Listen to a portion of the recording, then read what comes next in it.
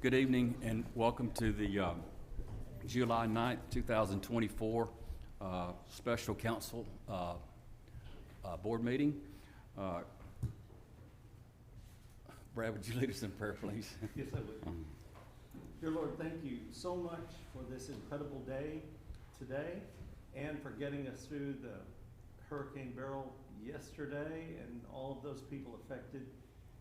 And help us to get through the storms that we will face,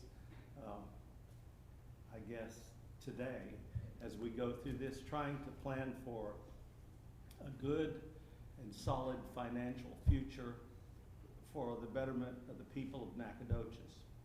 And we know that you're guided, we are guided by your hand and your grace, and we thank you. In Jesus Christ's name I pray. Amen. Amen. Amen. You'll stand for the pledge, please. I pledge allegiance to the flag of the United States of America and to the republic for which it stands, one nation, under God, indivisible, with liberty and justice for all. Honor the Texas flag. I pledge allegiance to thee, Texas, one state under God, one and indivisible.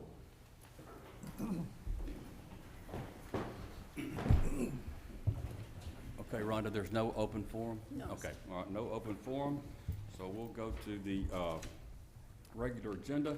Consider the following city board appointments: Convention and Visitors Bureau, Historic Landmark Preservation Committee, Housing Authority Board, Mayor's Committee for People with Disabilities, Planning and Zoning Commission, and Zoning Board of Adjustment. Last week we spent 2 afternoons interviewing several great candidates for these positions on these boards. I mean, they were incredible candidates. We couldn't put everybody on here because we had more candidates than we had places, but after deliberation, the council agreed, and they are as follows. Convention and Visitors Bureau, Candace Condroit, Robert Martin, Amanda Stout, Larry King, and Alex Rank. HLPC, Mitzi Blackburn, Christopher LeBeau, and John Sloan. Housing Authority, Marjorie Curl, Yamika Davis, and Kimberly Harper. Mayor's Committee on People with Disabilities, Victor Galan, Laura Sal, and Deidre Harrison. Planning and Zoning, Charles Zemak and Matthew Perry. Zoning Board of Adjustment, Rhonda Ward, Marianne Bentley, Margaret Forbes. Alternate members being Sally Ann Swearingen and Jacqueline Pierre. Do I have a motion, Councilman?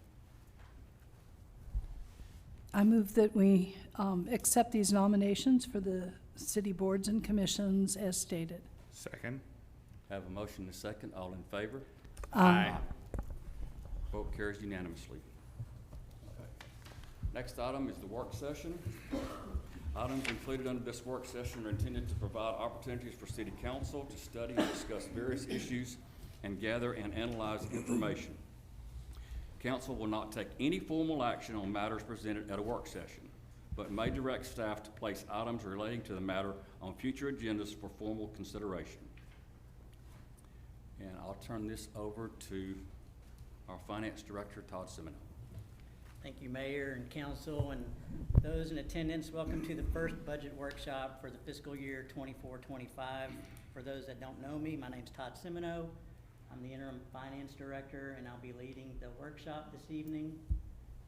For Council and staff, if you have any questions throughout the presentation, you don't need to save them for the end.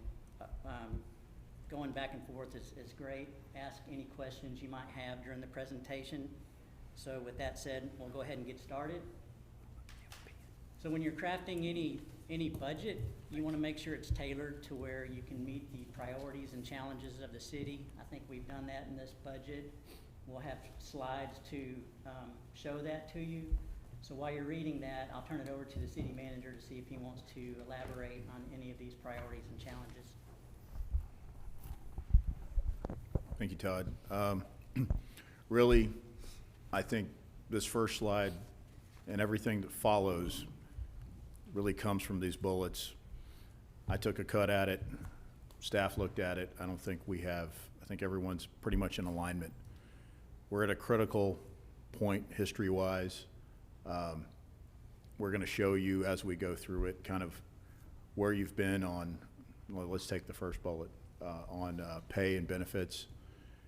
And as you know, there's a few areas we've had retention, but we also, retention issues, but we've also made a lot of strides recently. We've got almost all of the department heads filled.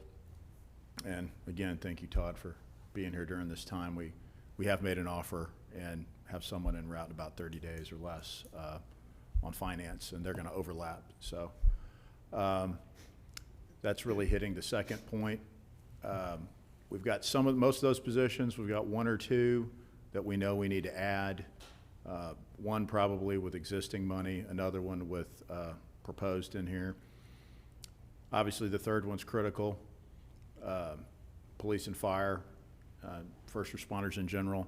I think we've seen, and this is kind of even going beyond them, but have you seen with the storm recently and everything happening down in Houston, it's everyone from the utility side to police and fire. At the end of the day, we do think these type of events, unfortunately, are going to probably increase with frequency. For that very reason, we do need to really focus on what we do with capital funds, bond funds, utility funds, really kind of blending into that that fourth bullet. The growth of SFA, which we do anticipate, has to be part of this picture. I think any future comp plan scenario should also address that as well. I've got a meeting coming up with Dr. Weaver. I'm going to talk about really what their high points are, but we do need to be on the front end of that, kind of get ready for the growth. And with that growth, some of the announcements we've already had, even with Eaton and also with Elliott Electric coming downtown, we're going to continue to pursue primary jobs and commerce, not just downtown, but across the city, making sure we've got the right type of jobs that fit the economy here. It complements the citizens that are here and the residents that are here and those in the county. And the last bullet, you've got jobs, you've got growth. In all categories, we do have a shortage in housing. Now, how we do that and what we try to incentivize, we have had discussions at prior meetings and also at NEDCO. There's, again, the plans of SFA, what the primary jobs needs are, and then also what the needs are of the existing populace, just in terms of do we really have the housing availability? And I think that this is not just a Nacogdoches issue, even though we're a little bit more distant from some of the major metros. It's kind of a national issue right now and a statewide issue. And so with that, wanted your kind of feel free to let us know if there's any of those major bullet points you think that we should really build this budget and our focus over the next year over, if I'm missing any, or if we're missing any. Okay, so we'll move forward and we're going to talk about your three major operating funds, the general fund, the utility fund, and the sanitation fund. This is a format you're used to seeing in the approved budget. So that's the one I've stuck with for this presentation. What I want to draw your attention to is we have a estimated column for the year that we're in right now. So we're estimating $30.8 million of revenue compared to a budget of $29.9 million in revenue. So we're exceeding the budget. That's good. And then next year, this is what the numbers look like right now. Of course, we're in the early stages, so this column can be fine-tuned more, but that's where we're at this point. Another couple of things to draw your attention to is, property tax and sales tax. Those are your two main revenues for the city. So you can see where you budgeted $10.8 million of revenue for property tax. We're going to come in short. And the reason is I've been talking to the appraisal district, and there's a lot of protested property. I think there's one of your hospitals that made a Lion Star that's may or may not even pay their taxes depending on their bankruptcy status. So that's something we're gonna keep an eye on going forward. You can see we have quite a jump that we're proposing in '25, and I'll talk about that in 2 more slides. Your other main revenue is sales tax. You had a budget of 8.3 million. We're expecting 8.5. That's good. And then we're projecting maybe a 1.5% increase in sales tax for the next year. Your sales tax usually does grow each year, but it's starting to flatten out now. Again, property tax, sales tax, your main drivers of revenue. If there's no questions, I'll go to the next slide. I'd like for everybody in here to key in on those 2 revenues, property taxes and sales tax for right now. That's, like Todd said, is the majority of the revenue that we have to work with to fund the city. Right, and as you know, you can't control this. You can try to stimulate your economy, but you can't control that. You can only control this, and you can only grow it by 3.5% a year without voter approval. So you're really limited on what you can do with your revenues. Here's the sales tax slide. I just wanted to give you some history. You can see totals for the year, they progress. This is the year-to-date column. So as you can see, this is last year. We're slightly above last year, 1.3%. We're 4.3% above budget. That's why we're only estimating a 1.5% growth for next year. And just a fun factoid, I always like to look at the month of February. The state comptroller is usually 6 weeks late on getting us a sales tax from the reporting period. So the month of February is your Christmas season. That's December sales tax, but we don't get it till February. That's usually the highest month of the year.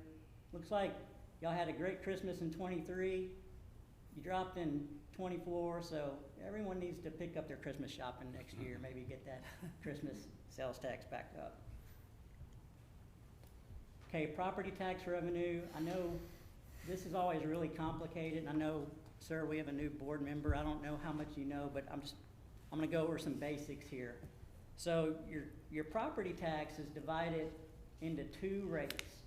Your M&O rate, that's your maintenance and operation rate. That goes into your general fund. This is the rate that you can only grow by 3.5% without voter approval. Your INS rate, that's your debt service fund.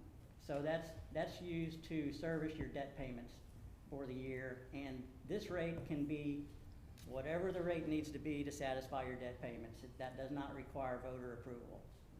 So you can see the history of your rate, 61 cents, 61, 61. It dropped down to 51. And the reason it dropped a lot, your debt service rate dropped a lot. So there was a lot of debt that fell off the books between these 2 years. And then, of course, the year we're in right now, you know, council elected the no new revenue rate. And here's a listing of your taxable values over the year. You can see there's steady increases, a nice increase in 2024. But you can see we have a little concern here. We've been talking to the appraisal district as recent as today. And while the values are up, he said the amount of protests are up significantly. So his suggestion was just to estimate basically a flat net taxable value at this time.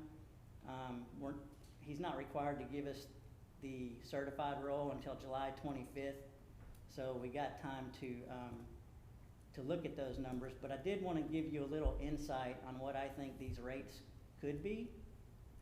So as you know, like I said, the INS services your debt.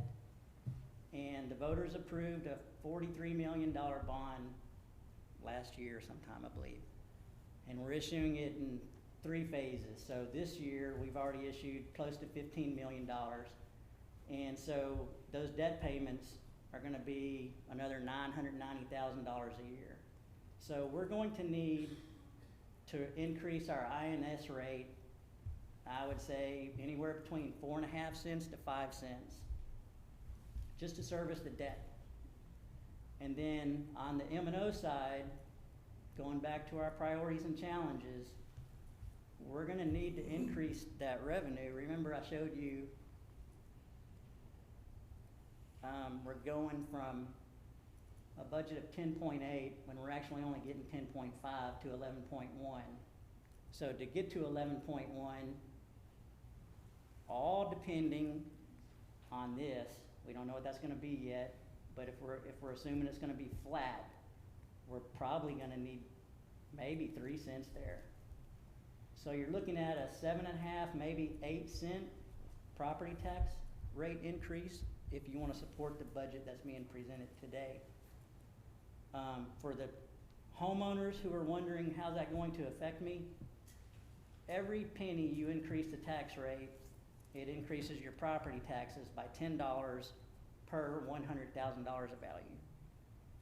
So say we increase it 8 cents, so that's gonna be $80 increase for every $100,000 of value. Do y'all have any questions? Todd, let me say one thing. So, and this is kind of important to think of moving forward. So we have, undertaken infrastructure in a big way with the bond funds now. Sold the first tranche. We also have the 3.5% tax cap on the other side for the M&O. I think one thing, though, throughout this discussion, even though we're adding jobs and we're having business expansions, we have some that are tied to some incentive agreements, and then some obviously are in construction. So there's going to be a lag time before you actually see, you may see some sales tax bump on the front end, but you're not going to necessarily see the property tax bump immediately because of either incentives or how long it takes to build it, and it actually shows up on the tax rolls. The other thing is, it's kind of part and parcel of being an older city. So if you're not having consistent growth, you could either be boxed in, basically partially by state law, partially because you're ETJ, you've got limited ETJ or limited city limits.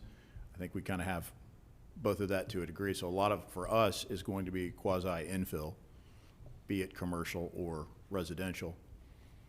And then you have the other part of that growth model is your sales tax. Now, student population increases, that can obviously help us.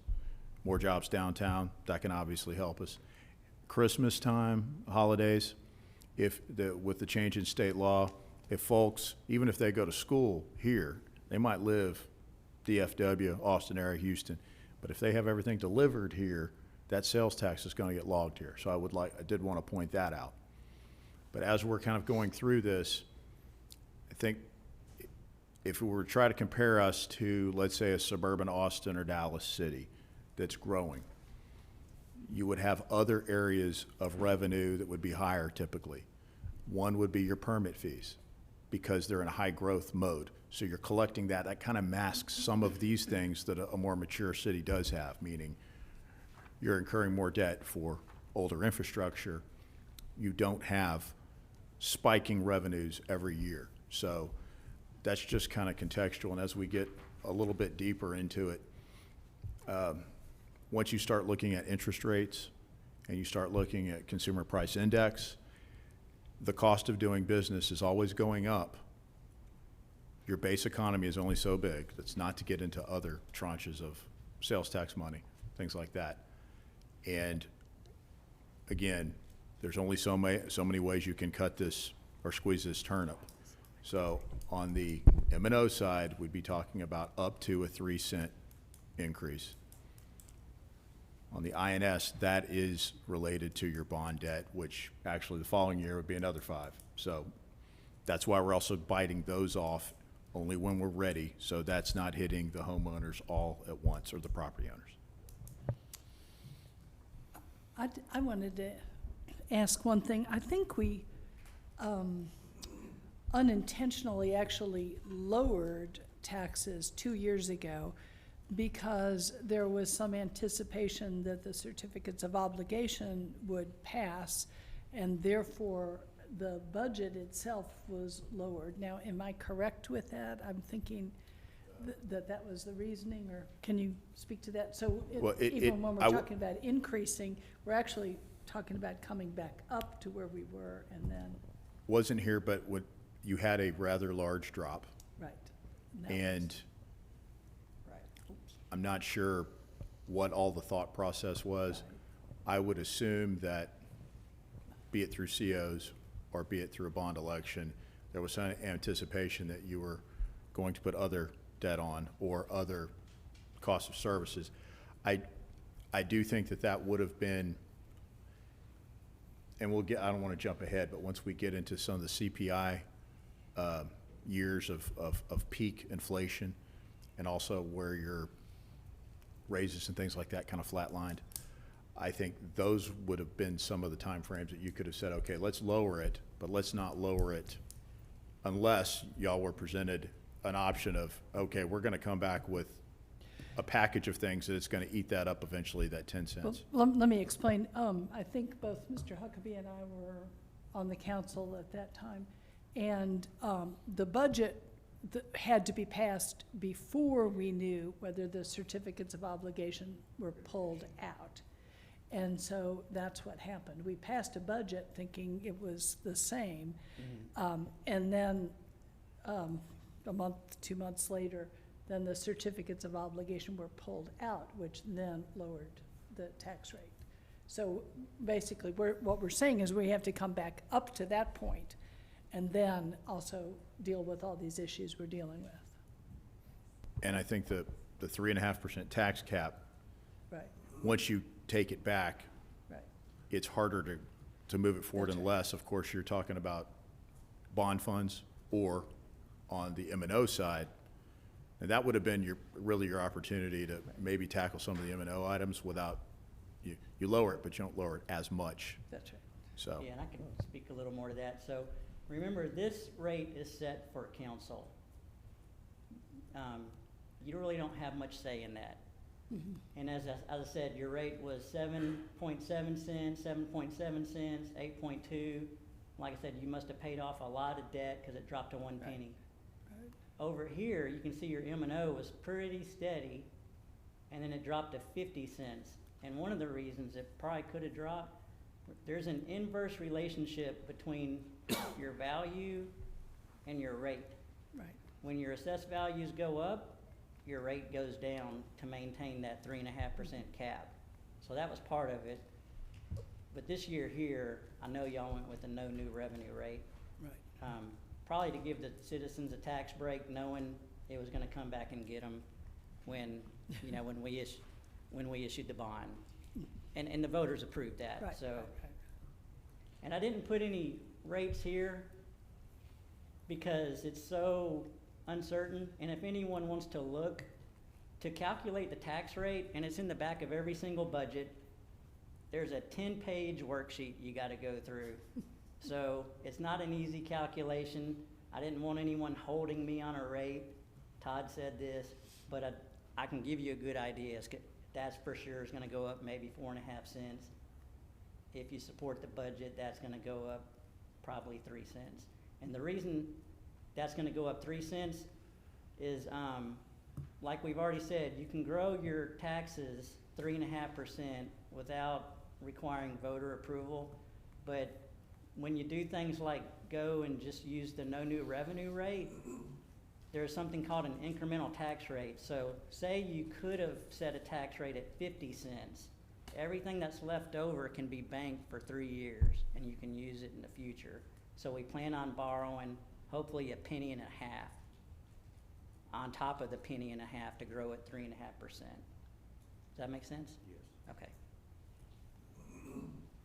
Here's the expenditures. Again, just looking at the operating, we're estimating 29.7 compared to an amended budget of 30.1. So we're coming in even under the original budget. And then next year, we're only growing it maybe 300,000. So department directors did a great job of not asking for anything new, really. It's just really cost of inflation. And then we can talk about these capital items later. I got some slides on that later. But it's, When you say cost of inflation, how much is that? I mean, we got some slides on it. It's really hard to say. So CPI, there's thousands and thousands of goods in the CPI. Cities don't buy everything that's indexed in the CPI, like your utility fund. And chemicals alone have seen increases of 100%. They've doubled. So, but usually you can go with, you know, I think the current's like around 3.5 or 4%. But like I said, the directors did really good on not asking for a lot of new things in their budget. Actually, I don't think they asked for many new things at all unless it was capital related. So now any increases aren't included in here yet for employees, but I have a slide on that also later. Again, public safety is roughly 60% of your budget. I do want to point out, y'all might catch it later, but general government, it went from a budget of 7 million to almost 7.6. But you can see some of these other budgets went down. And the reason is we have all of our utility bills were being separated between all of these various departments to make it easier to pay those bills and to pay them timely. We moved all of the utilities into general government. We have a department called non-departmental. So it's basically anything, all of your indirect costs are kind of here. But again, only a $300,000 increase, you know, compared to what we're actually estimating this year. And it's actually lower than the current year's amended budget. So great job to directors trying to keep the costs low. Here you can see on this side of the screen, these are all of our capital requests for the year. On the left-hand side of the screen, this is basically your CIP plan. We'll have slides on this later. But if y'all have any questions about any of these purchases, go ahead and ask them now, and maybe directors can help you. If not, I'll go to the next slide. One question. So where is Ernest McLean upgrade? It's on the north side of town. Is it within our city limits? Is Barely. that it? Okay. And if I'm not mistaken, I know Case isn't here, maybe Jason can help, but part of that, I think, grant funded. Oh, Oh, thanks. Not grant funded. We have a, that is on the north side of town. It is near the industrial park that Earl Herrera is constructing. We have a project that is coming out there. It hasn't been presented to you all yet. Very large project, pretty high capital value, good number of jobs created. The project will likely repave the section of Ernest McLean that they need done, and rather than have a street at an industrial park that is 1/4 repaved, it's an old county road that should have been repaved when it was annexed into the city 20 or 30 years ago, to be honest. Okay. Thank you. I thought, whoa, what was that? Yes, ma'am. There will be a return on that investment. Thank you very much. anything else before I move forward?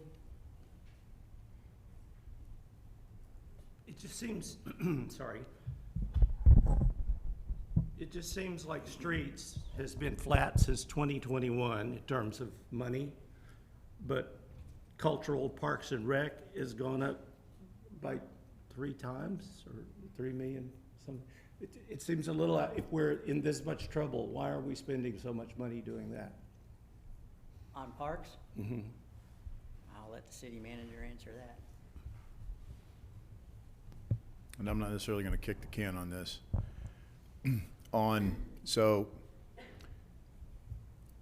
You've got a line item that says, we've got actually traditionally, there's been 2 line items, I believe. You've got one that pops as a CIP, and then you also have a departmental. What is shown as rehab really, I think, is maintenance. So let's talk about rehab versus maintenance. Your bond projects are gonna get more into actual rehabilitation.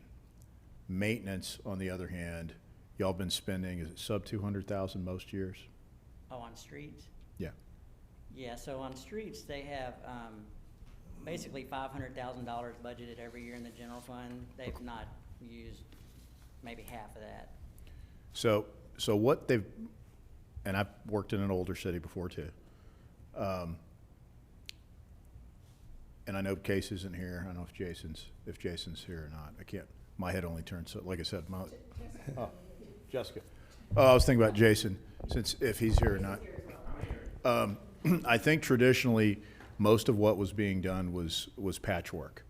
They didn't have enough money to actually undertake full rehabilitation work. Now, that being said, we're gonna start going more regularly after, obviously, you have the bond funds, but we're also gonna go after grant funds to do more robust rehabilitation.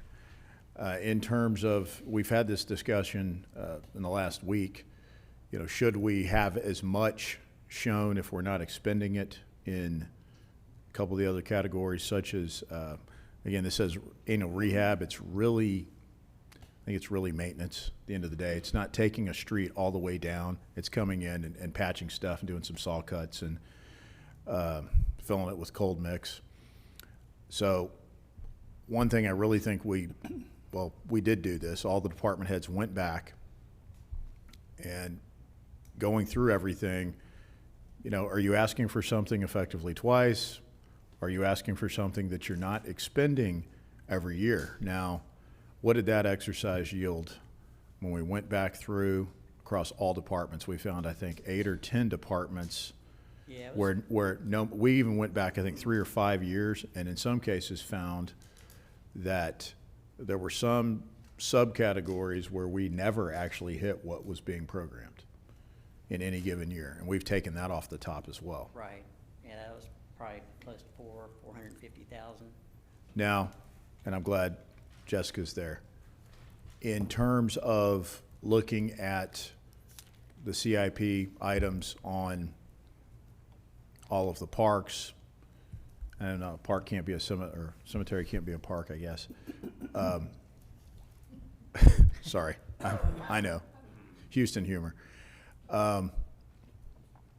But part of that actually, at the end of the day, really is almost more of a, again, talk about maintenance versus rehab. A lot of that is basically maintenance. And one thing I would remind us on, even as we build more facilities, even with bond funds, we're gonna have to maintain those.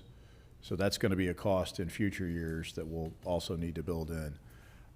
We've also, I know several of y'all have been approached at different times about, the condition of the concession stand and restrooms at the baseball fields and at the soccer fields. And I think that those are other things that we're probably are going to have to address over time. Jessica, did you want to talk about how y'all, when you're looking at areas of need in terms of really where to put the money and keep things up for public access? Yes, absolutely. So some of the items on this list are things like our softball complex, Pine Grove Cemetery, boating access, Mill Pond. A lot of our city infrastructure as far as parks is just about the same age. So a lot of these were put in the 60s or 70s or in the 90s and haven't had substantial maintenance since that time. So it tends to be everything comes due at the same time, unfortunately. There are things like our Pine Grove Cemetery expansion that we have to start clearing that land now because Pine Grove Cemetery will be effectively full in 3 years if our cemetery sales keep up like they are today. So we plan that out several years in advance because we will be clearing land one year, cutting out trees the next, doing dirt work the next one in order to open up a new section at Pine Grove Cemetery. Same thing with items like our Pine Grove Cemetery arch and adding a flagpole and light that was requested by one of our cemetery board members, and then a fence at Oak Grove Cemetery and a Bonita Creek Park fence are items that have fallen into disrepair. The Benita Creek Park fence actually fell over recently, and that protects some of our kiddos playing in the park from street traffic. So really a lot of it is more maintenance than anything. And I think a recurring theme, just coming in from the outside and then the amount of time I've been here now, 9 months? 8 months. I think one larger recurring theme, kind of how we got here, whether you're talking about why you have bond funds, why you have a lot of these other projects, was kind of a history of long deferred maintenance. Nice way to put it. But if you ask anybody in Nacogdoches, what's the problem? It's potholes and flooding from that. And then you're talking about raising taxes.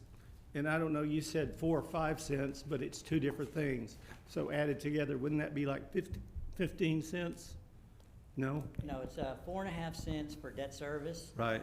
and 3 cents for M&O. Okay. So 7.5, 8 cents possible. Depends on the assessed values. But either way, we're raising taxes for everybody pretty much already. And then it seems like the things like, I've heard $330,000 for a bathroom in Mill Pond. It seems like our priorities are wrong at the moment, at least for a regular person who can't afford that kind of stuff.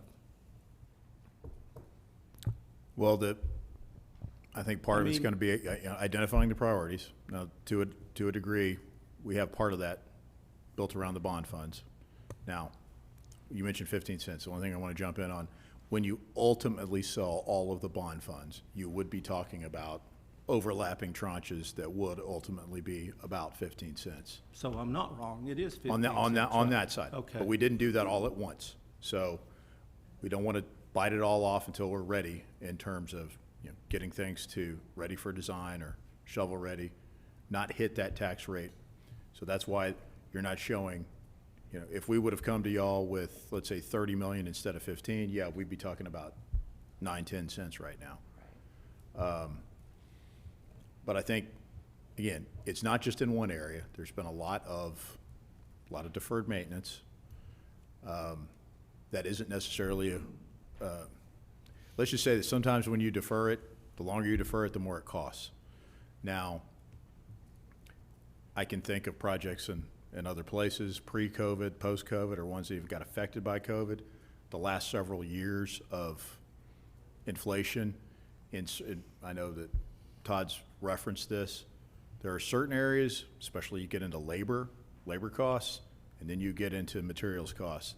Some of those things, they're not following 3.5% CPI. They might be following something closer to what groceries have been doing, but they're definitely beyond a normal inflationary scenario. Some are very siloed and defy all logic. In terms of making sure we have the right priorities, that's why we're bringing this to y'all. But if you go back to the pie chart. Which one? That'll work. If you look at, end of the day, if you really look at it, most of those costs are actually attributed, your biggest costs at the end of the day are really going to be your staff and your people. Bottom line. But if you look at streets as 4% and cultural and recreational 11%, that's a big difference. Understand. And I think you would, But also remember, this is just a general fund. this is general. You have another fund that you're spending $675,000 a year on street. You're using your street maintenance fee for that. And then you got a $10 million bond. Well, $10 million out of the bonds for streets. So between the general fund and that street fund and the bonds, you're over $11 million. That's in the works. Now, What I'm trying to do is just get it down to the common denominator, which is, most people just want to know, how much is this going to cost me more than it did last year and the year before? And lately, the chart is going straight up. There is no pie for a lot of people. Understood.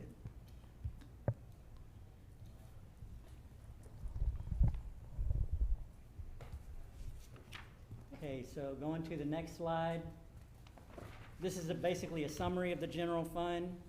And what I really want you to key in on is that is your expected operating income for FY '25. As you know, your charter says you gotta have more operating revenue than operating expenditures. We've achieved that, but we're gonna talk about this number again later, because in order to meet the challenges and priorities that staff and the city manager put together, we have some uses for this that we're gonna talk about. And then the second thing I want you to key in on is this number. That's your excess operating cash over your 25% reserve requirement. This is what's used to basically acquire all of your capital and CIP every year.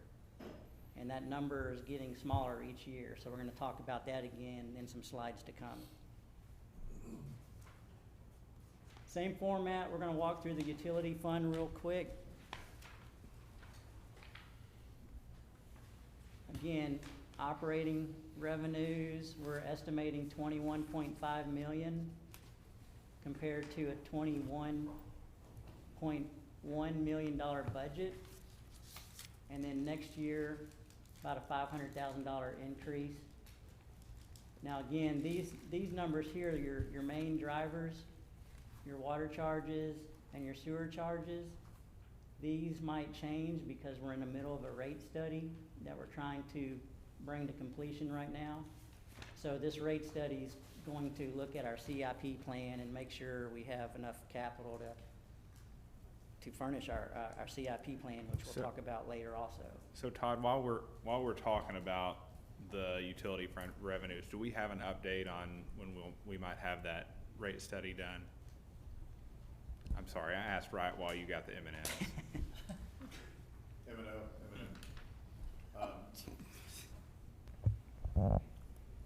Jason was on the phone with the consultants today. Case may have been as well.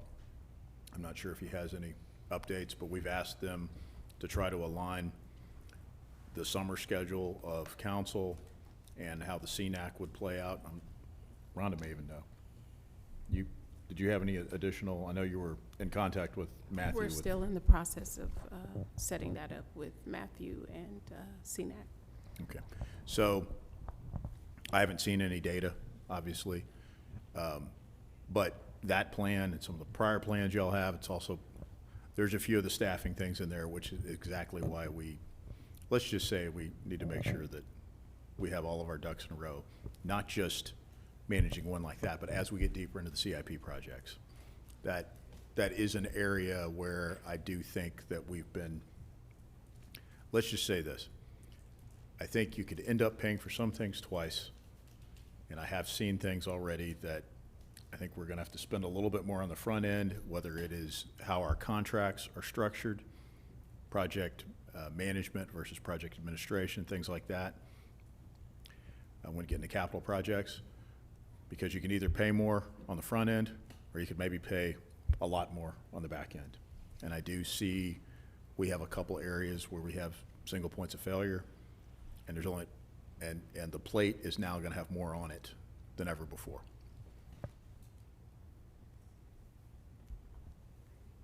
Okay, looking at the expenditures, again, if we just wanna look at the operating, we're estimating 12.7 compared to an amended budget of 13.3. And then next year, just another, again, a small increase, going to 13 million.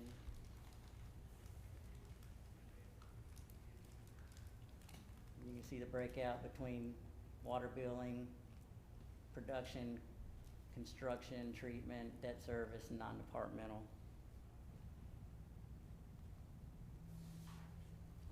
Similar to the general fund, on the right-hand side, this is the CIP, capital improvement plan requested.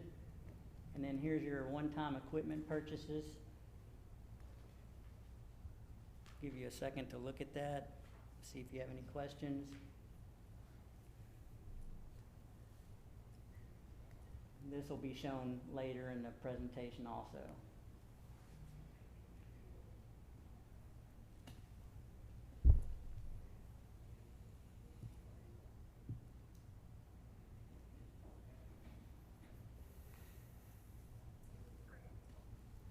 Are y'all good to move forward?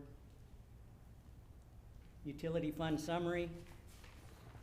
Again, operating income, 5.3 million. That's great. Your operating cash, 2.1 million above your 25% reserve requirement. That's really good. And just to point out, this is just operating cash.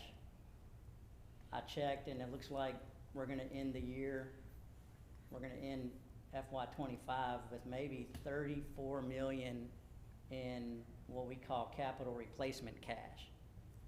So the city's been really diligent, in my opinion, on pushing money aside from their operating account to their capital replacement account. It prevents the city from having to borrow money at higher interest rates to fund their capital plan. That's what y'all are doing, and it seems to be working very good. And Todd, I think that this would be the point where we would say the rate study will help you determine. You set aside 34 million, you have 34 million of needs, or did you set aside 34 million? Do you have 20 million of needs, or do you have 120 million of needs? And hence, in the time frame, in a reasonable time frame, and say, I'm sure he's gonna look at, decade, do you need to look at any tweaks on the rates, be they up or down? Yeah, I was really surprised when I came to the city. The amount of debt the city has is very small. And you don't borrow a lot of money here, and that's good because you don't want to pay that interest. And also, just to throw this out there, this is common across the state, if not the country. Remember how much money the city's gotten over the last couple of years. I think the city received $1.4 million from the CARES Act. You received over $8 million from American Rescue Plan Act. And not different than any other city, you've used that money to reimburse yourself for costs related to COVID, et cetera, which basically subsidizes your budget. Well, all that's one-time money, and it's all replenishing. So there's going to be more and more of a burden shifted to your normal budget. You just need to remember that going forward. Same format for the sanitation fund. Revenues, we're estimating 8.2 million, $7.5 million budget. We're keeping the budget revenues consistent until we get the rate study for sanitation charges. But the sanitation fund is in my opinion, really good shape along with the utility fund. Expenditures. Operating expenses, we're estimating 3.1 compared to a $3.3 million budget. We're keeping the budget pretty stable.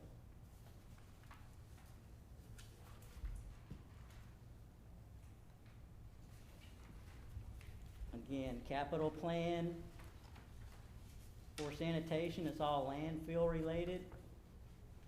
And then one-time equipment purchases.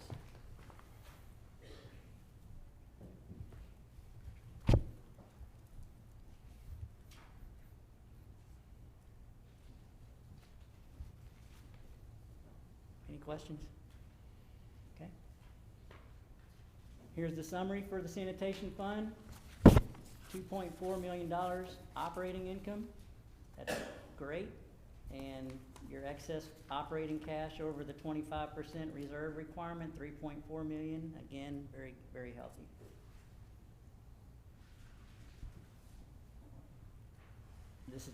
I included the equipment replacement fund because these are all one-time purchases. Just wanted council to see those requests. See if there was any questions. And I don't think those push mowers mean that those are the ones like we had as kids that we had to push. Yeah, My dad was, I've never seen I think that they mean to walk behind, because if you gotta push that and it costs whatever, $17.50 or whatever, if I use Cougar High math, that's a pretty expensive old school push mower. Okay, kind of changing subjects. This is a cost of living adjustment history. So we got it all lined out here. You can read that for yourselves, but what you really need to take away is that since October of '21, your employees' salaries have only grown 2% because these bonuses were one-time payments. They weren't built into salaries. So again, your employees have only received a 2% increase since 2021, and compare that to inflation going on those years.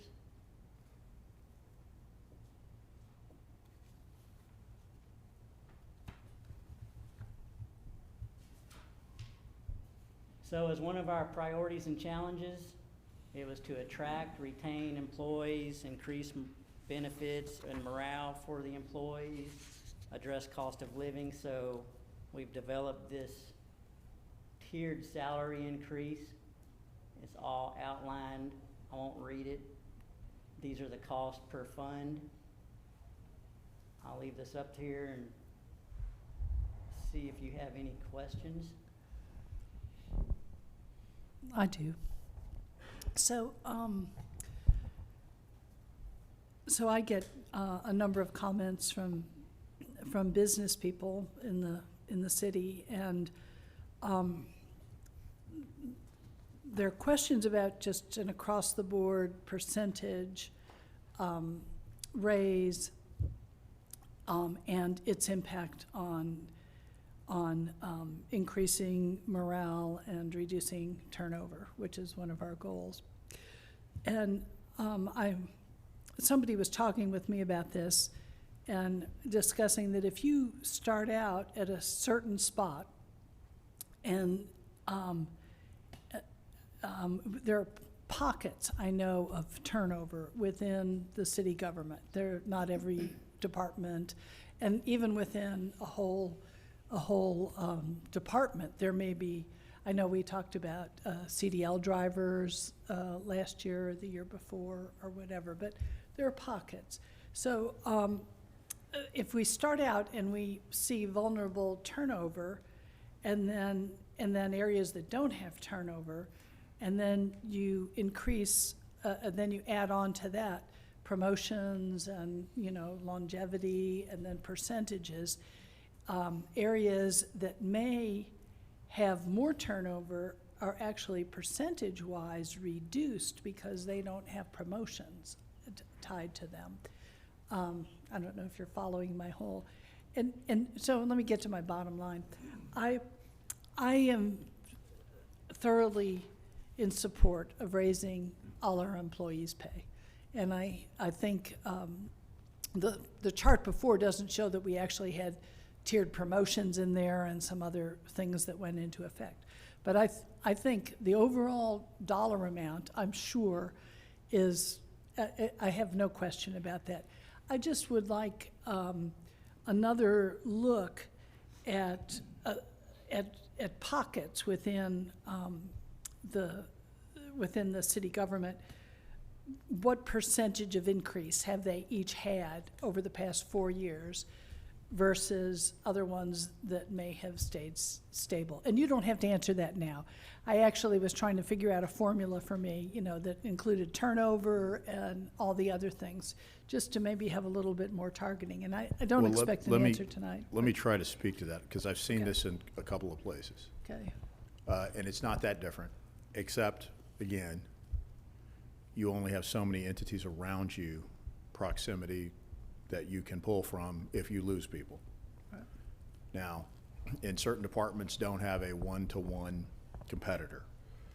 Let's take fire as an example. PD used to be that way, but now you've got ISDs. Now, when you get into CDLs, if you're in proximity to chemical plants and things like that, used to lose transit drivers to some of the chemical plants where they could go from making 40 grand to 100 grand before overtime, depending on what they're driving for. Parks, let's admit it, that can be some backbreaking stuff. Parks crew, streets crew, or sanitation. I've been in cities that have had every iteration. I've been at one city that did have in-house sanitation as well. I think it's a hybrid. It's money, yes, but it's also morale, depending on certain silos.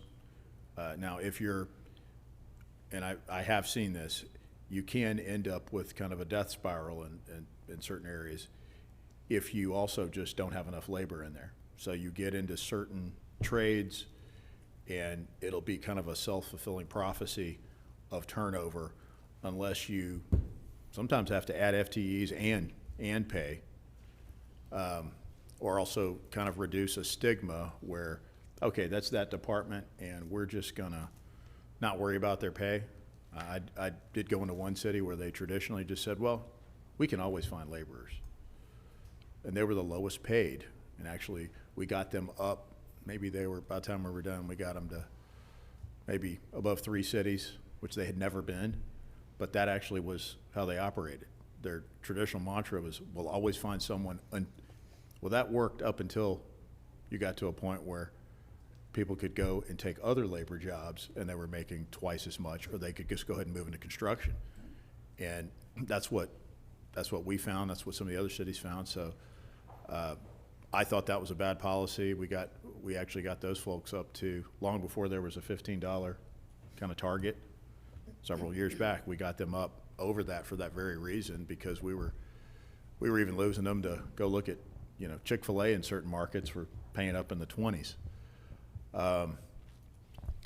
If you look at, kind of to your point, those who kind of had raises, so we use that 10% piece. So I can think of one department where I did have to do some raises because we were bleeding people. It was a critical area. They would not be receiving one because they've had it in the last 6 months in their case. Most of the department directors, I believe all but one, actually would probably not qualify for a raise because they've either been appointed or just come into their position. So those are not in here. Now, police and fire, you have to remember on those, you're taking their whole step plan and adding to it. So basically, everything in that step plan is now 3% more, which means each subsequent year, if you're following it correctly and funding it correctly, once they go, time and grade. So how much time they've been here, at what rank. So even if you were to look at labor contracts in larger cities where they have unionized labor, collective bargaining, or even meet and confer contracts, let's say we continued on this. Let's say that next year we look at CPI, maybe after trying to do a catch-up year with some of the other employees at 5%, 4%, maybe you do a whole 3 next year. If you did successive years on your step plans of adding 3%, I can tell you right now, if you look at some of those contracts, City of Houston, Dallas, if you had multiple years where you had 3% increases in the whole step, that actually would be a pretty good contract. Now, we don't have that situation, but we have individual officers that would move just 1% without any change to the step plan right now. If you add 3% to it, some are actually going to get 4. Not all of them. I forget do you remember what the number was? Yeah, there's 16 police that are getting 4%, and there's 4 firefighters that would get 4%. So even though it says 3, it will actually have kind of a double effect for some people. I won't say double. But I think in general, with the inflationary impacts, we can't leave those behind, my opinion, that are less than 50. I think we have a lot of people that are 50 and 75. Their real take-home income is eroding. And we obviously have first responders that we need to keep here. We need to take care of long-term. And there is a more competitive market that's kind of changed. Now, it's not all money. I think we're going to have to kind of see what other things we can do. I think I say it's not all money. We have yet to get to our health plan, what the numbers look like in terms of those for this year. So we may come back to y'all and say, look, we're We're gonna have to feed a little bit more into that, but long-term, I think for all the employees, but I could also say especially when you really, this is across the board, retention, if you can improve some of those dependent benefits in there. I think when a lot of folks go into the police side or the fire service side, especially if they're prior military, a lot of their thought is, hey, I'm in this service role, you know, I'm taking care of people physically, sometimes mentally, health and well-being, just like our sanitation workers are, just like our streets crews are. They're all doing it. And with that, we should, I think, some expectation that if we can, over time, improve things like the dependent insurance piece or the participation level, and those are things that are going to cost more. Now, if we don't, if we had to, let's say, the do nothing or the 1%, 2%, especially after years of inflation, my opinion would be you'd have a lot more turnover long-term. And the more turnover you have, at the end of the day, you're making up for that with overtime, retraining. It usually exacerbates the morale issue. And yes, there are certain trades that things have changed. There's not as many folks wanting to, I mean, you can look at, and this is every city I've been at, you can see over time the number of candidates that would apply for the academy or to go through the civil service process, the numbers that they had 20 years ago, they were having to literally beat people away, no pun intended, versus now they have to go out and actively recruit from all of the available alternatives for cadets or for laterals. I don't think we're, and it's not just here, it's difficult to get laterals unless you are in a major metro and you have a lot of other competing entities around you. And unfortunately, sometimes your laterals don't always have the best history. Because when you get into those type of shops that are typically union and have a step plan and have civil service, unless they know where they're going to be throughout their whole career. So when you get laterals out of those departments, that usually means that, you know, they only come in most cases at a lower service time on paper. They might have served 20, they may only get 10 years of credit. So I think most of our new cadets coming in they're going to come from, they're going to go to the academy, they're come up through the department, and I think long-term retention is to try to build up not just the salary, but the benefits. And then obviously, we've got to have the culture, same thing with fire. And then for the rest of the civilians, I do think we can't leave them behind and let them feel like, okay, I'm in this role, parks, because yes, I can think of 3 cities I've worked at where parks crews or sanitation crews or the guys on the ditch crews doing the ditches, were kind of seen as expendable, at least up to the point I came in and we tried to address that. And it helped on the retention long-term. And actually, they were more effective also. And I think at the end of the day, that's part of it. Yes, we want to take care of the employees, but our end goal really is to serve the citizens and serve them as best as we can.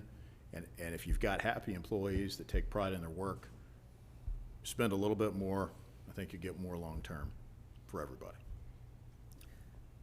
Well, let me go back to my first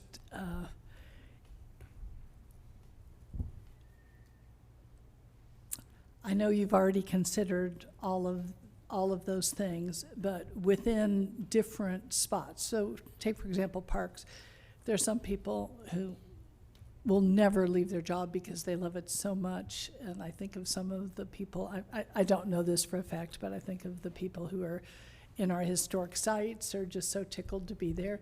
And then that's a whole different ballgame from people who are digging and cleaning up and, you know, doing park maintenance and all that. So if there is a way to maybe a little bit more targeted, then there may not be a way for the places where we're actually losing people. That's all I'm suggesting. And it may be that this is the best way we can do it, which is fine with me, but I'm just bringing up the point, even within spots. And, you know, we hitch things together sometimes that are not the same, you know, or they don't have the same kinds of turnover. And that's really what I'm suggesting. And you don't have to, that's my only request, take another look and just see if there's some ways to dig in a little deeper. So that's all. And we can always provide turnover rates per division, per department or division. But that being said, you know, if we do one year, Yeah, then sometimes that creates in another one, right, hey, wait a minute, they got this, or they got this because they had high turnover. right, right. And then the other one goes, hey, wait, we're doing our job. So why don't Starts we- sounding like the whole prodigal son now. If you look at finance this year, I mean, it was just pretty much blown up. Right, And we right. lost Right. half the department. Thank goodness we got it back, you know, so. Well, anyway. particularly in those areas where the overall pay of the whole program is built on longevity. So, you know, a percent of, you know, 2% of a place that, a program that has lots of longevity is a much higher dollar, and then that sets a base for then the next year and the percentage increases versus the one that has no promotions and all. Well, Just take it. the one thing, just my experience on the city side is it's a balance. It's morale, it's internal culture, it's money, it's benefits, and it's also where you've got competing options that you could go to. Because at the end of the day, most people work for their families. I guess if I didn't have a family, I'd probably, Petey'd be paying me a visit doing something else probably, but I'd be on the streets probably doing something else. But most of us work for their families. Rugby reference, sorry. And I think that that's really what the overarching goal is, really support them in their personal, really why they work in the first place. So, and the opportunity to grow into a position or to progress. And I think that's the other piece. Now, if we have an area where we are losing people, the next person you hire is always going to cost you more than the one you lose. So that's kind of another thing to think about on the retention piece.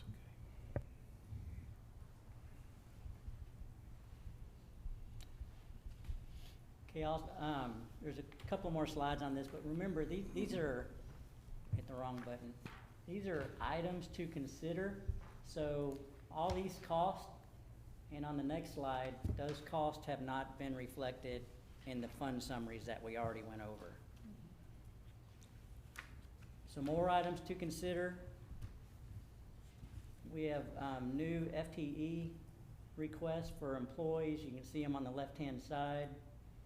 I know there's also interest in adding a Juneteenth holiday, and basically the benefit of an extra holiday is you can see the cost of $32,000. And I'll let y'all look at that and ask any questions you might have. On those holidays, we prior to a couple of years ago, I think it was in the past administration, they gave 2 paid holidays. I don't remember which holidays they were, but they were passed. And so you're saying that those holidays, paying time and a half or whatever you pay, or it just cost you? Yeah, actually, the way the policies are written, when you work on a holiday, you're gonna get your pay for that day. Mhm. And then you can also, if you elect to, you can get holiday pay for the same hour, so basically double pay. Or you can say, I'm gonna get paid for my shift this day at regular pay, but I wanna take another holiday off later. In other words, you can bank a holiday. So it's hard to determine an exact cost, because if every single employee who came to work on a holiday said, I just wanna use my actual day off later, Mhm. that's already in the budget. we're already paying people their 40 hours a week. Right.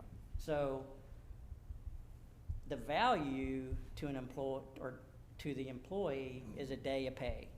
Right. That 32,000 might not even be paid extra on top of their salary, because they might just take an extra day off. But if they do say, yeah, I wanna work my 8 hours a day, pay me my 8 hours a day, and pay me 8 hours a holiday, if everyone did that, then it would cost you 32,000. So you've added on those 3 holidays, if you include Juneteenth, about $100,000. Yeah, so basically 30. Plus loss of productivity for that day. Right. Okay. All right. Okay, so remember on one of the earlier slides in the general fund, I said, pay attention to your operating income because we got plans for it. There's the salary increase that I showed y'all for the general fund. And that would be left over for any consideration of maybe these items. But also remember, not included in here, like Rick already said, we don't have an update yet on what our insurance costs for employee benefits, so health insurance. Usually there's a premium increase, we don't have it yet, so we need to save some money for that. And then also we get all of our property insurance through TML. We don't have those rates yet, so that number could be decreased for the cost of health insurance and property insurance also. We should have those numbers next time we do another workshop. Moving to your CIP plan, this is for the general fund. We got a column here. You can see it's consideration FY fiscal year 29 plus. If you see a dollar amount in this column, that means we don't have money to fund it. And that's not uncommon in a capital plan. You're always gonna have ideas and projects you wanna keep on the radar that you might wanna fund one day. This is the second slide. to And the- I'm gonna say for, just disclosure, I took the skate park that was in 29 out. Blame me. Again, I got scars to prove that's a bad idea. Again, going back to that, one of the first slides on the general fund, I said you have excess operating cash above your reserve requirement of 5.8 million. And I told y'all that we use this money to fund our CIP plan plus equipment purchases. So that's the cash we have estimated. This is the cost for years 26 through 29 because year 25 has already been calculated in there. And this is net of grants because we're hoping to get earmark money or grant money for all of this. So I'm backing out that. That leaves $2.1 million for FY 29 and forward. But remember, I'm gonna jump back quite a few slides. So $2.1 million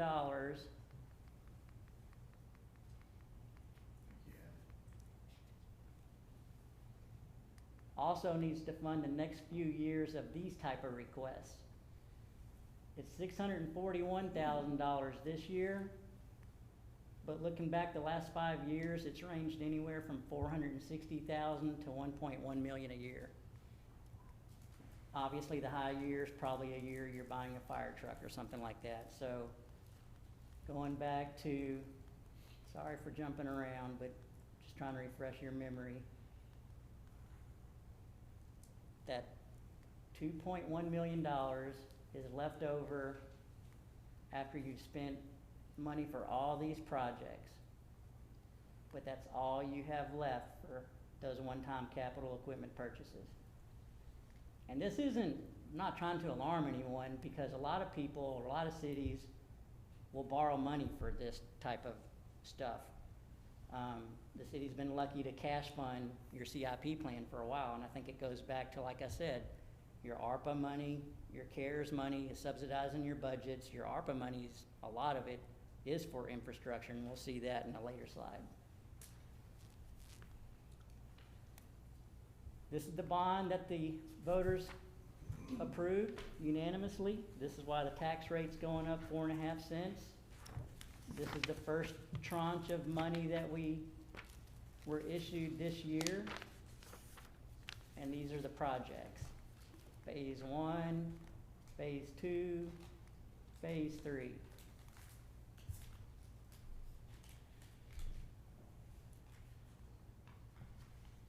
This is the Airport Construction Fund. That's not bond related.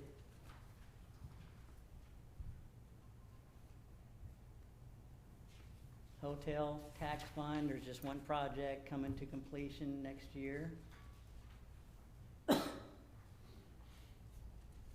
Special grants, this is where all of your ARPA money is at.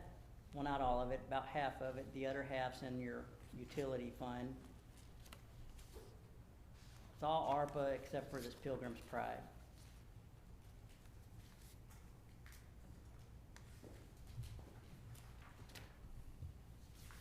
This is your capital projects fund where we talked about earlier where you got your street maintenance fee. It's usually $750,000 a year. I believe the Public Works Director wanted to suspend it for these next 2 years because we have $10 million of bond proceeds, and then catch it all back up after the bond proceeds are spent, and then go back to the $750 a year.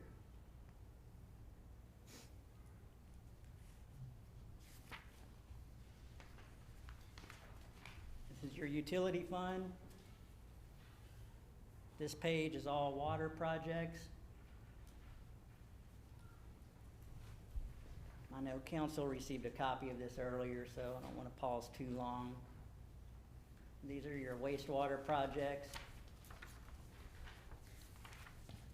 Again, we got like $34 million of cash on hand. We'll work with our consultants on a rate study to see if rates need to increase to continue funding this capital plan.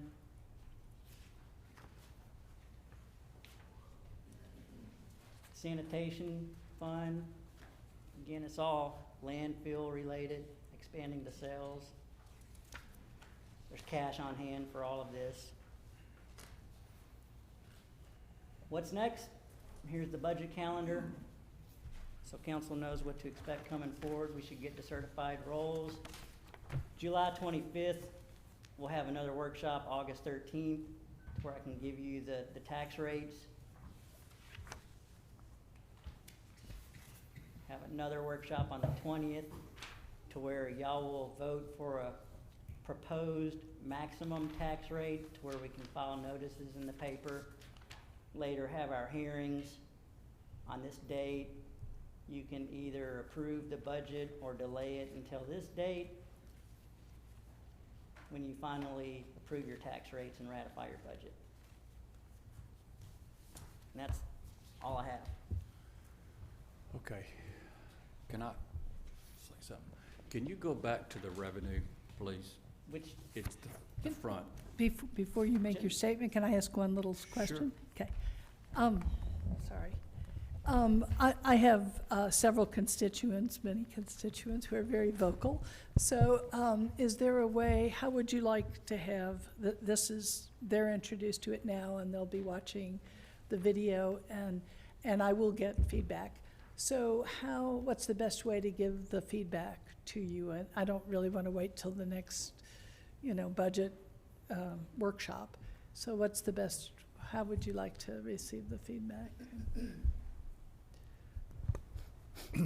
Or I'll try and I think collect it. the one thing would be is just to have them go ahead and send, not to get on Rhonda's case, probably just send their comments, go ahead and send it to Rhonda and Todd, and we'll compile them together. Okay, and if I have several people And who they can just just want to be give them to general. me, I'll forward it to both of you. Because some people don't necessarily want to put their name and but they'll have a lot of thoughts about it too and concerns, so, okay. And we'll just send it to them. And I won't respond and say, well, you gotta spend a dime to make a dollar. So, It's okay. And some of them are very thoughtful. I mean, I have many people who are very talented who'll have real serious questions and thoughts, and I'll send them on. Okay. Do we have a guess on the water or the utility rate hike? Like 20%, 50%, 1%? We need to have we're trying to get data out of the consultant, so that's the next step. And then having enough data to bring to CNAC to then bring to y'all, that's what we're gonna lay out schedule-wise. So. Anybody else? Okay, we're back at the revenue side, and I wanted to pay attention to the property taxes and also the sales tax. Okay, that's really the majority of how our revenue is collected. Is that correct, Todd? Okay, all right, okay, now, so I know prior to me being, or the past administration, we gave a homestead or a senior citizens freeze. Did that impact the revenue? Yes, it limits your revenue. Okay, all right.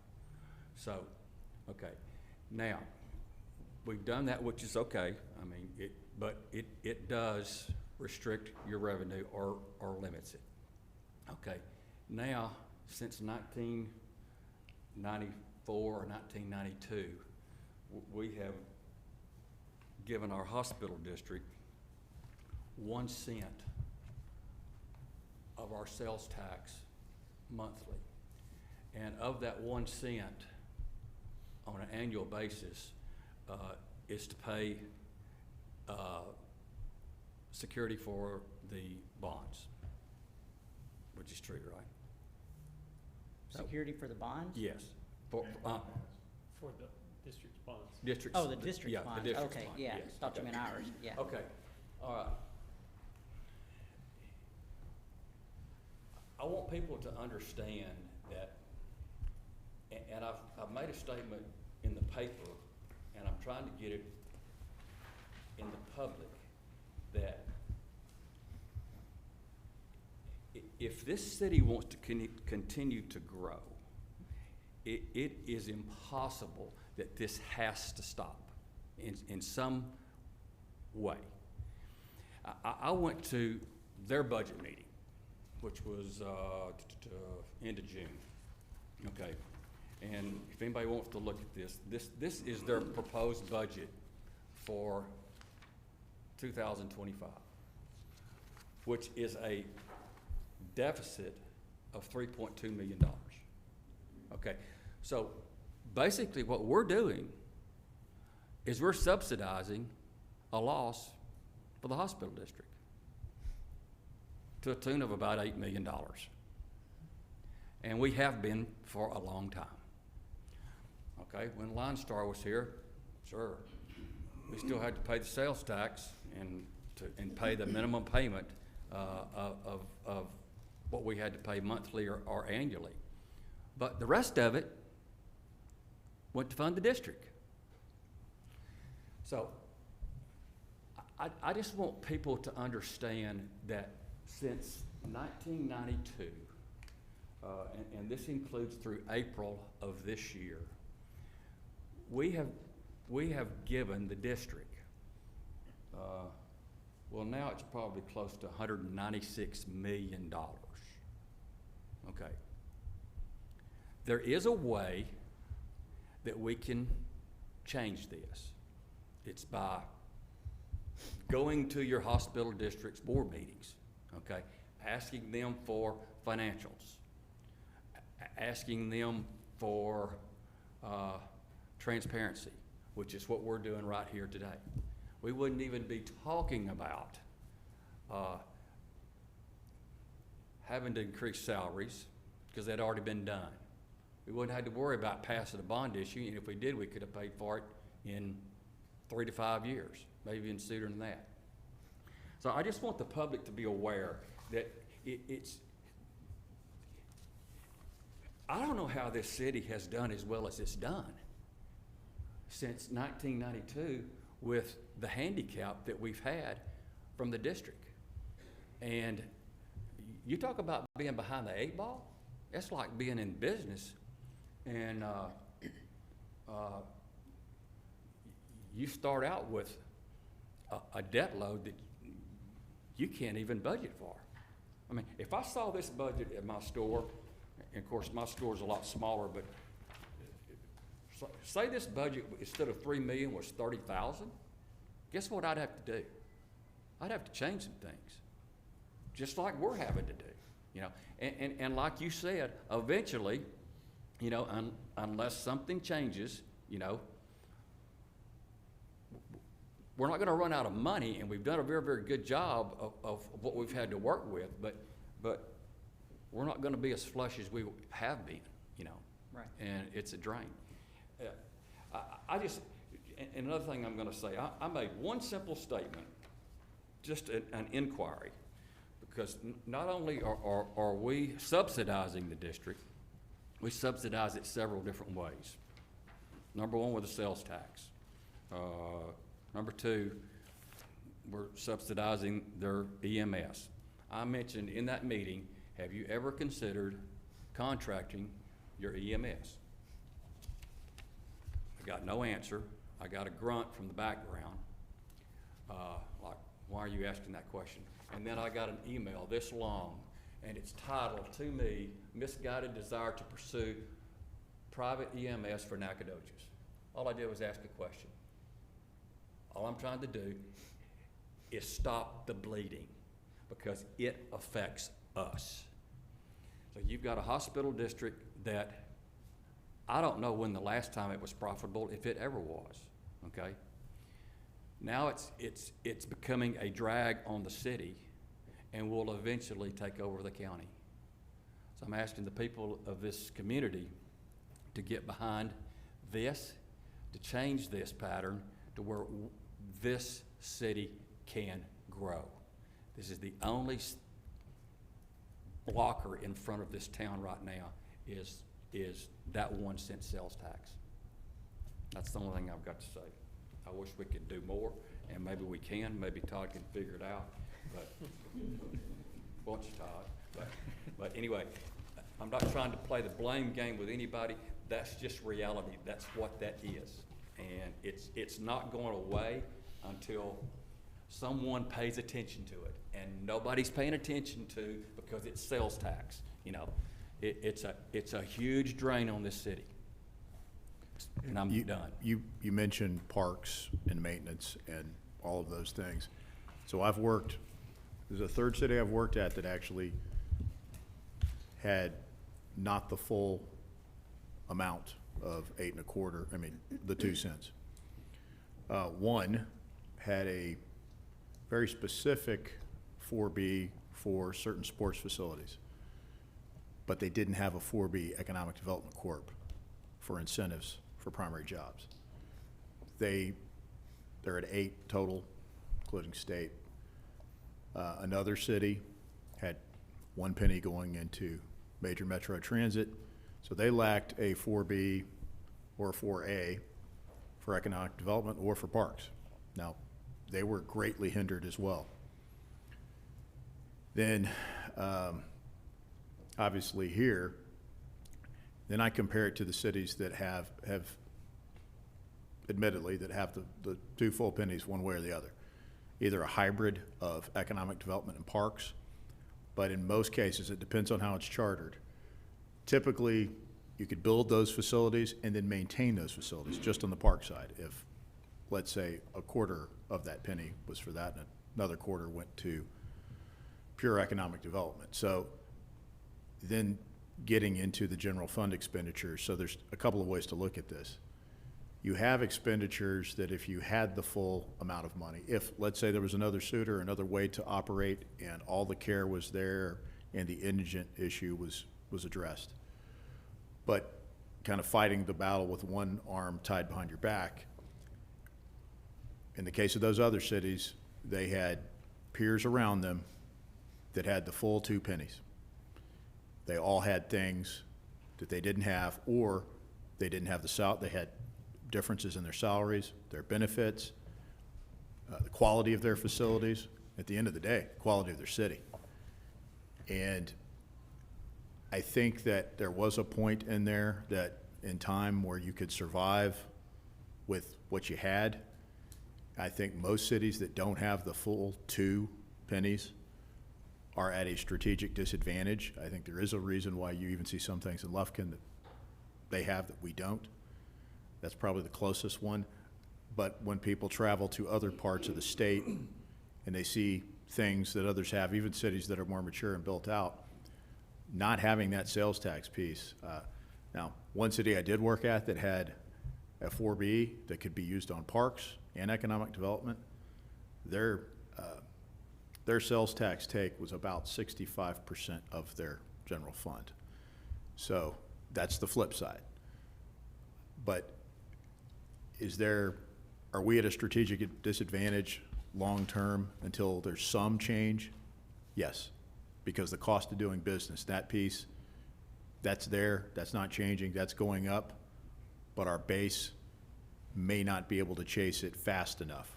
And I think that the lines have now crisscrossed, and obviously one of the silos that, at least where the comptroller's collecting that penny, is ending up in the same general place. So it's at least a discussion. Anything we can do to help, we're happy to. We want everything to succeed in this town, Absolutely. including medical. We don't want to take anything away from anybody, but we also think that the whole town can be better across the board. This could help me answer questions, because people ask me, they're like, yeah, it's a lot of numbers and stuff, but how much pain should we expect when this budget comes out? I mean, I plan better when I know I got to come up with an extra $1,000 or something. Like they sold the bond saying, oh, it's just going to cost you $20 a month extra, and I'll gladly pay $20 a month extra. How much a month is this going to cost us that we didn't pay this past year? Do you have any idea? Just in simple terms. Well, it's really what's proposed in this budget. So Because I know you the kept sale, it. the sale of the tranche I've already completed. There's your 4.5 or 5 Okay. pennies. Then the other would be just really the 3, with half of that really just hold steady, correct, where we're at? Right. Penny and a half is really just to stay where we're at. And then the other penny and a half is just, again, you're talking about raises and a couple FTEs. Am I missing something? In water or utilities? We don't Well, know. well, that's a separate from Yeah, general that won't fund. affect the tax rate. So again, back to the example I said, It so, will affect people in terms of how much my water is, though, Yeah, right? right. So, But that'll be We a don't have separate that. discussion. yeah, That'll be a It may separate. go down. nothing goes down. Yes, it does. It I've does. never Some seen things anything do go down. It could go down because you've got $34 million sitting there, and like Todd said, you know, we don't know whether it's gonna go up or down, but it is a very, very healthy fund. Would you agree? I agree, but I do want to point out, though, I looked at your code of ordinances, and your water rates for the majority of your customers haven't been raised since 2018. Your solid waste rates haven't been raised since 2016. So, I mean, you're due for a look. Yeah, I just know that the people that talk to me about it, they don't care how long it's been. They care about what's gonna happen to me Right. this year. Right. And back that's in- what I'm worried about. Yeah, and back to your cost on the citizen, like I said, so say an 8-cent property tax rate increase. Remember, it's $10 per year for every $100,000 of value. So if you have a $100,000 house, it's gonna be another $80 a year. If you have a $200,000 house, it's another $160. Right. So that, And everybody knew that whenever the bond was passed. We Right, pretty much yeah. laid that out, that if you pass all of these, Right, that was this all- is how much it's gonna cost it you. was all spelled out in the bond propositions, each one. Yeah. But it's not till you write that check that it's Oh, really I know, spelled out. I know. Todd, let me ask you one other question okay, for every penny, okay, that's associated with that 47 cents or whatever it is, 40. Tax rate? Yeah, on the tax rate. Okay, for every penny, that generates, So if you have a value of 2.3 billion, yes, every penny would generate 233,000. okay. That year, every penny would have been 211,000. So we're estimating 235,000 for every penny. Okay. If you took the sales tax back away from the district and it came back to where it was supposed to be, okay? Can you do the math in your head on that? Yeah, I already did it. How far would that reduce, how much would that reduce our tax rate as it was last year? So 1 penny, that's what the city receives right now, Right, gave us $8.5 million this year. right. So if you want to take 8,500,000 divided by 235,000, that would lower it 36 cents. Okay, so, and it was, how much was it last year? Tax rate, Yes, 45? 47.445. Okay, for us to have this budget, okay, your tax rate would be 11 cents if you had that 1 cent back and put it in the general fund. Is that correct? That's correct. Okay. Now, that's a lot of money. That's a lot of money that's getting burnt in the street. That's the way I feel, and I'm sorry. That's a lot of money. Go ahead. Well, I actually agree wholeheartedly with you. I thought I would say that, particularly when it hasn't necessarily resulted in quality service or health care.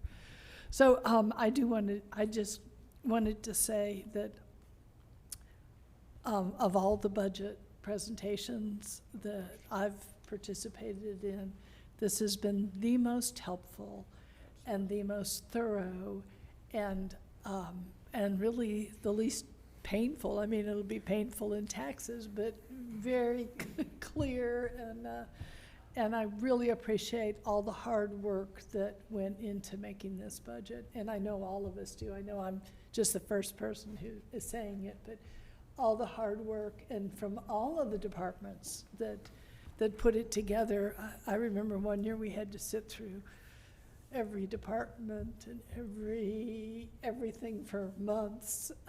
But this was really, really helpful, and I particularly appreciated that you went and pulled out all the things we really are not going to spend the money on. We have so many budget amendments, and I remember sitting at Texas Municipal League, and people said, well, you might have 1 or 2 or so many budget amendments, and I'm thinking, we have 5 budget amendments every, so this is really transparent. This is where we're actually spending our money, and I appreciate that so much. So, and we all do, so thank you. So I'll jump in and echo Councilmember Bellinger's points that this has been very informative. Thank you for getting it to us in advance so we could take a look at it.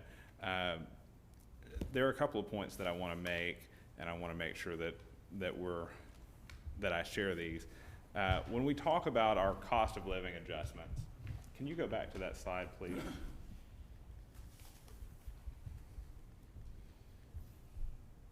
One more, please. Thank you. Yes. So over the past 6 years, we haven't really done an increase since 2019. The entire council has changed in that time, more than once probably. Last year we did 1%. We jumped out on a limb on our sales tax to increase that. That may not have been the best idea in retrospect from my own perspective. Our sales tax revenues came in, they were above, but 1% was a slap in the face to our employees. It wasn't enough. We didn't do what we should have done. They were seeing those inflation numbers like everyone else is. I understand it. I want us to get absolutely all the value we can out of every dollar we spend, and we have to be committed to that. But we've got to take care of our employees. That's our job here. And if we don't have employees, we're going to pay more for it. We're going to pay when we have a dozen police officers down. We're gonna pay in overtime. We're gonna pay the same amount. So it's time for us to take action. We've got to move forward with some kind of increases. I think the city manager and the staff have done a good job of a good first cut at it. Let's try it. Let's see what happens. See if this improves the morale. We've got it built in with this tax rate. Am I correct? We would have enough in unallocated funds to do that. I think the city manager's point that we need some project management as we go forward for all of the capital expenditures we'll see over the next few years. I think having a chief of staff to handle that seems like a great idea. And the other thing that, we were talking about the holiday and adding that. As far as what our budget is, our expenditures, we spend $30 million or so in general fund. Right. The salary increases account for almost 600,000 of that, so that's close to 2%, give or take. Adding that holiday, if everyone did it, is 1/10 of 1% of our budget. I didn't say I was opposed to it. No, I'm just saying that's what we're talking about, is we're talking about increasing salaries, we're talking about other things we can do to increase morale. Just having an extra day there to say we appreciate you, I think it makes good sense. But again, I want to tell the staff, thank you so much for what you do. This has been very clear to us. We've got to figure out the revenue side of things as we go forward. We have to find ways to be creative with our funds and make sure that all of our departments are coming in under budget, and I know we've done a good job of that so far, and finding areas where we can decrease those budgets, so I thank you. Oh, I forgot one thing, sorry. One thing that we talked about, and you mentioned it earlier, Mr. Beverland, was the concession stand at the baseball park. I don't know who all's been out there. I believe some of my colleagues have. It's deplorable if you haven't been out there, and it's been like that for a long, long time. The baseball facility is in my ward, so I want to speak up for the baseball, and knowing that I'm going to have a son that's probably playing baseball in the next few years, I think our return on investment for improving that facility will be great, in that we can host tournaments there and actually be able to use the restroom. So I highly recommend that we move forward with that. And one thing for me is, it is great to appreciate all the city employees and all they've done, but we must not forget the citizens of Nacogdoches Absolutely. and appreciate them with the budget.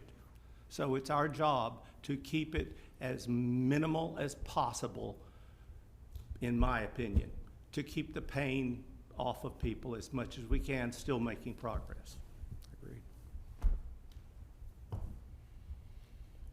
Okay. Anybody from the audience want to say anything?